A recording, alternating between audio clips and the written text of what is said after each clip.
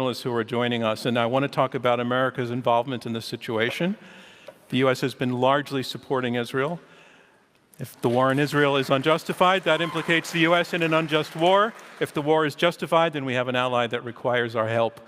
Which is it? I'm sorry, I didn't hear the question. We have, it's about U.S. involvement in the war. If the war is unjustified, that implicates the U.S. in an unjust war.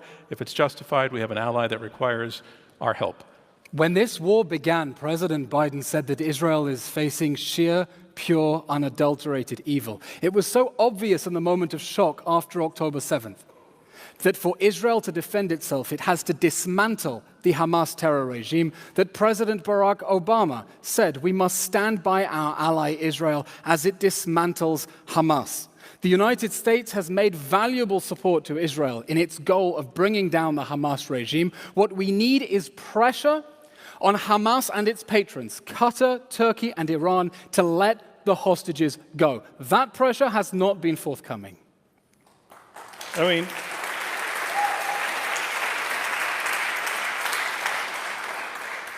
Before I came on stage, Gershon Baskin, who's Israel's most famous hostage negotiator, he WhatsApped me and said he's got a deal, 3-week deal on the table with Hamas that Hamas has agreed to release all the hostages and end the war. He says it's with Netanyahu. The ball's in Netanyahu's court. So when he keeps going on about hostages, tell him to speak to his former boss to agree to a hostage. Gershon Baskin is the negotiator as for the United in whose States, deal to free Gilad Shalit, we released Yahya Sinwar. As for the United States, it is tragic to me as a citizen of the United Kingdom and the United States that my two countries have armed Israel as it carries out what the ICJ has called a plausible genocide, as it arms a prime minister who is wanted for war crimes. Mr. Hassan. The ICC chief prosecutor has called for the arrest of Yoav Gallant and Benjamin Netanyahu. The American government should not be arming a man wanted for war crimes. And Eilon Levy should have began his speech tonight apologizing for working for a man who is wanted for war crimes by the ICC chief prosecutor.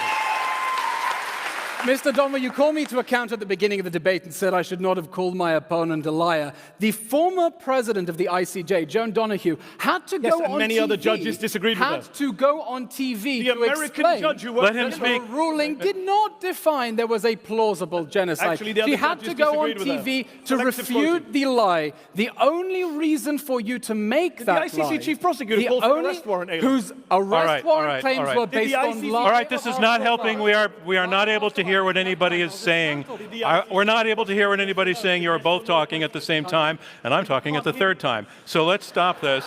I have a question for each of you before we pivot, which I want to ask you if you can answer without attacking one another. And I'm also curious to see if you can do it in under 20 seconds, because we're just curious.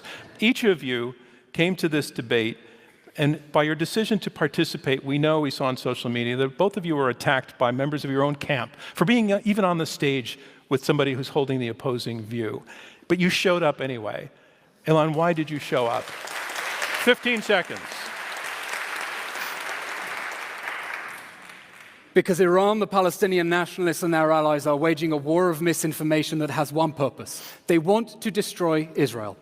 And they think it will be much easier to destroy Israel if they convince the world that Israel deserves to be destroyed. A full campaign of the most ridiculous lies to try to convince good, ordinary Americans that when they're ready to pull the trigger and massacre us once more, they should stand to one side and say, well, the Jews had it coming. And I'm not willing to allow that to happen.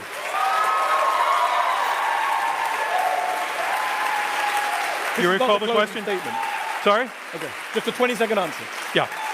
I mean, look, I believe that what is happening in Gaza, the killing of 16,000 children, the genocide in Gaza is the great moral tragedy of our time, the great crime of our time. And I will go almost anywhere and take a stage with almost anyone to try and bring that war to an end and convince people that the war needs to end now.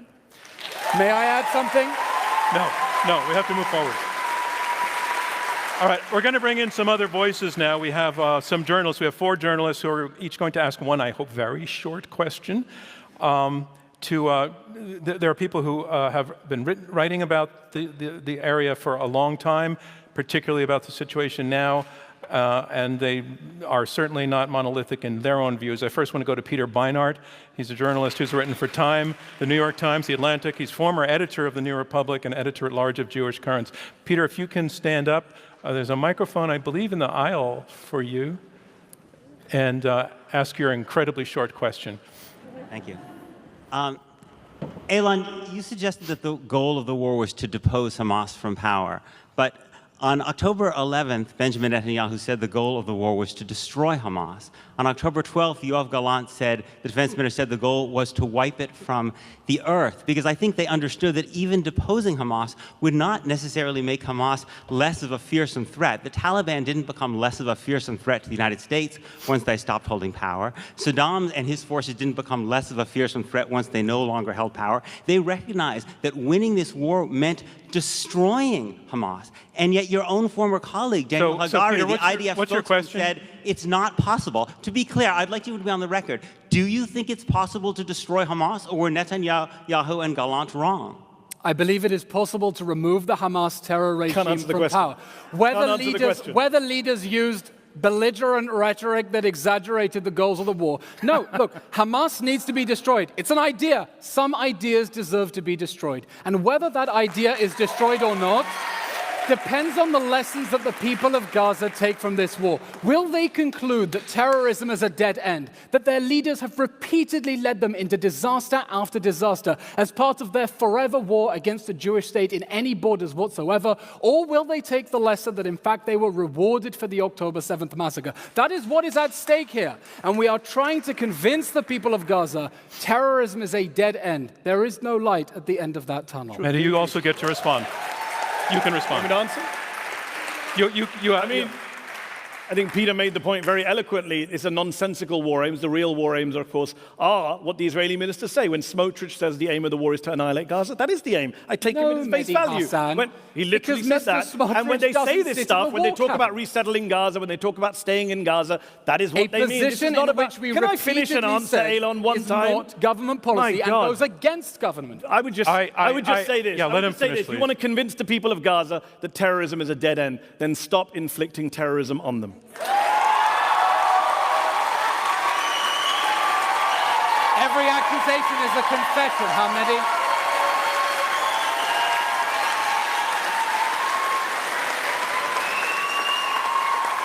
Our next question comes from Gillian Lederman. Gillian is an editorial fellow at the Wall Street Journal, former chief executive chair of the Israel Leadership Network. Gillian, thanks for joining us, and what's your question? Thank you. My question is, given the current circumstances, do you believe that Israel pulling out of Gaza in 2005 was the right decision? Who's that a question to? It's a difficult question. Let me just ask you, Jen, are you pointing that to anybody in particular? Both can answer it, but okay. Israel withdrew from the Gaza Strip in 2005 and never wanted to go back. It gave them Gaza. They had the option to turn it into Singapore. They chose to turn it into Mosul. They could have had a thriving state in Gaza after Israel pulled out and Jewish organizations paid to donate the greenhouses. Instead, they chose to rig Gaza for war. The tunnel network under Gaza is the largest public works project the Palestinians have ever undertaken. They did it for the sake of the October 7th massacre. Was it a mistake to pull out? That was the question. I don't know. Okay. No, fair enough. Fair enough.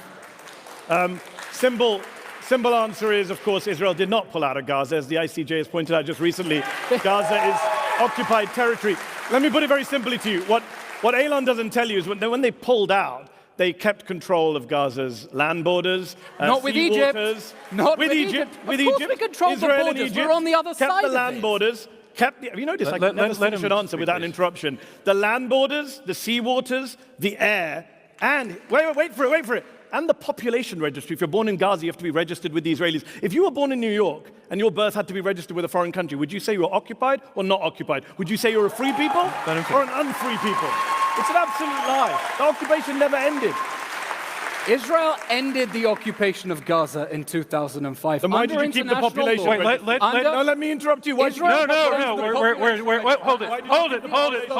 it. We are done with the interruptions. It's just destructive. So you go, The You be population quiet. registry Your isn't turn an first. interesting question because Israel runs it in cooperation with the PA as part of the Oslo Accords. Hamas is free to run its own population registry because it has effective one control territory under inside Gaza. international law. Mehdi, Under you'll get your shot. international law, occupation requires the effective control of territory. Everywhere in the world, it is understood to mean boots on the ground. And the only reason to fabricate a new standard to say that just because Israel doesn't allow Hamas to build an Ismail Haniyeh international airport means that it is occupied is as part of a campaign to try to make Israel responsible for civilians okay. in Gaza No, so sorry. Hamas can take the resources Okay, and Elon, funnel them into the war Elon, machine. we're losing I've sight got to of the respond to question. this briefly, very briefly. Elon, a moment ago, you all heard him proudly quoting the former president of the ICJ. The ICJ literally, the other day, said Gaza is occupied. But Elon and I went to the same university. We did the same degree. He didn't do law. He's not a lawyer. The ICJ says Gaza is occupied. It's over. The debate's over. You've lost that one. No, and you're that's gonna lose not this the one. end. That is not Julian. the end. Because a basic principle of One moment. The ICJ disagrees. You're a done. basic principle. Jillian, do you feel that your question was answered? Was it a mistake to pull out of Gaza? Because I don't. But we're going to move on. Thank you for the question. It would be helpful, and I realize you're both very passionate and have a lot to say about this, but it would be helpful, at least at the beginning of your answers, to stick to the questions. I did. I said they didn't pull out because they never pulled out. I mean, Okay. I don't accept the premise of the All right, fair enough. You Israel question. pulled No, next up. 8,000 Next up. It ripped people out of I their know. homes. I know. and gave them an I know. I opportunity. was there. I witnessed it. He witnessed it, Mehdi. It happened. The part that you're talking about. Next up, we have Dean Obeidallah, a lawyer, a comedian, and a journalist who has hosted the Dean Obeidallah Show and a frequent commentator on CNN, MSNBC, and the Daily Beast. Dean, thanks for joining us. Thank you. I have a question for everyone. You've defended everything the Israeli military has done, everything. And Mehdi's gone through it. My family lives in the West Bank. My question is there anything that you would condemn Israel for in terms of killing Palestinian Christians and Muslims, or are they all inhuman in your view and not worthy of any sympathy, dignity, or self-determination as a people? All right. Hang on a second. Hang on. I have an issue with the question. The first part of the question, is there anything you would condemn from Israel? Legitimate question. But the assumption that if he feels differently, that he has no sense of the humanity of Palestinians is a bit of some baggage loaded into the question. So why don't you take the question? Is there anything that Israel is doing that you would condemn? I have gone on TV as a government spokesman when the army said that there was a particular mistake and a certain target should not have been hit. We fess up and admit our mistakes because that is what a responsible military should do. You can answer that. Okay. But Israel is fighting an enemy whose use of war crimes is strategic and systematic. They're not investigated on Hamas's end. No one is ever called to account. Its use of war crimes against its own civilians while they hide behind them in their schools and hospitals to fire at us is strategic and systematic. And so I stand by my country as it fights to use proportionate force to dismantle the Hamas army of terror. Because yes, my neighbors are human. Okay, Because hang on. I want a better future. I have for an them. important please, sir, because I have a challenge very is important humanity. technical program note. I've received a message that the audience clapping volume is so loud that in the recording, very frequently, it's been impossible to hear what our debaters are saying. And Don't clap. And so what I would like you to do is to clap in between their points. Let them finish and then go for it, please. The gentleman challenged my humanity, and I would like to defend it. I tried to let this I go. want a future of peace between us and our neighbors. That cannot happen as long as the Hamas terror regime is in power. Okay. On the subject of, I'll wait for the applause. On the subject of Elon's humanity, I asked him earlier if he supported the release of Palestinian children. He refused to say so. He can tonight. We'll all wear this pin. Let me Mr. say Hassan, this on the any West Bank. children? Let me say him this on the talk. West Bank. He cannot help but cherry pick the evidence. He cannot help but cherry pick the evidence. He just said a moment ago, he tried to gaslight you. He said, Hamas is never held to account. Actually, the chief prosecutor of the International Criminal Court gave out 5 arrest warrant requests. 3 for Hamas, 2 for Israel. I support all of those arrest warrant requests. Do you? Do you? Mr. Hassan. Do you? It's a yes or no question. Every single line. It's a yes or no question. Every single Do you line. support accountability for all of them? as the Absolutely, ICC but does you and what so army? you support arrest warrants Because for you Netanyahu? Wait, now we I can't support hear what you're both accountability. You saying. support arrest warrants for Netanyahu? No, Oh. Mr. Hassan, because every so only single okay, line, one side. every single line in the request some of us for are arrest consistent. warrants Wait a minute. by the prosecutor Mehdi, we of the can't hear ICC is based on lies, like the allegation of starvation, impossible to reconcile with over 1 million tons of aid that have There are entered literally Gaza 69 since the start trucks of this war. going in right Aboard now. more than That's a lie. 52,000 Gaslighting. trucks. 52,000 69 trucks right now. Did you know that? Mr. Hassan, 69 trucks, according to according to who? 15. According to 15 aid agencies. Who are they Who should we quoting? believe? 15 aid Who are they agencies or quoting? you and All right. Netanyahu? Mr. Hassan, who are they Who should we quoting? believe?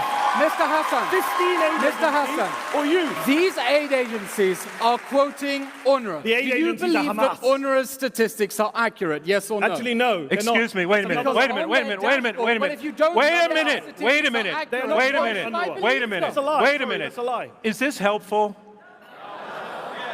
Yes, for some, okay. Well, lies need to be stopped. I would just like to ask you to take turns Okay. and I'll wait. not talk at the same time. Got it. You're doing worse at waiting. Get better. Over 1 million tons of aid. Now, according to Mr. Hassan, I don't know what double-digit number he quoted, comes from UNRWA. UNRWA's own dashboard on its website says that this is an incomplete register of data, that it cannot monitor all the cargo going in. Israel is monitoring it. UNRWA is undercounting it by a factor of 10. That's how you get to the bizarre statements like imminent famine in Gaza, because the IPC Review Committee said that that assessment was based on not counting all of the trucks that have gone in. They literally undercounted trucks in order to make this horrific All right. allegation of starvation. So the entire Elon, your Can I point is respond made. to the speech? Let's respond. So you just began the whole answer premised on a lie. It's not based on UNRWA statistics. It's based on their own experiences They do at not Israeli crossings. David Miliband, Elon. David Miliband, a man you know, we're both British in front of this audience. David Miliband was the former foreign minister of the UK, very pro-Israeli politician, served under Blair and Brown, not some Palestinian lover. David Miliband said on CNN, our trucks are being stopped because they're finding a tiny little surgical scissor or a nail clipper and they're sending the trucks back. David Miliband is not some hater of Israel. Cindy McCain is the head of the World Food Program. She is the widow of the most pro-Israeli senator of my lifetime, John McCain. She has accused Israel of blocking aid trucks, killing aid workers, starving children. Cindy McCain is not UNRWA or Hamas. Dean, we are a long, long way from the question you asked. I don't know. That's bad moderating. I'm sorry that I. We have another question from John Levine. John is a political reporter for the Sunday New York Post. He has credits on CNN.com, The Atlantic, The Chronicle of Higher Education. John, thank you for joining us. And come on in with your question if you could stand up.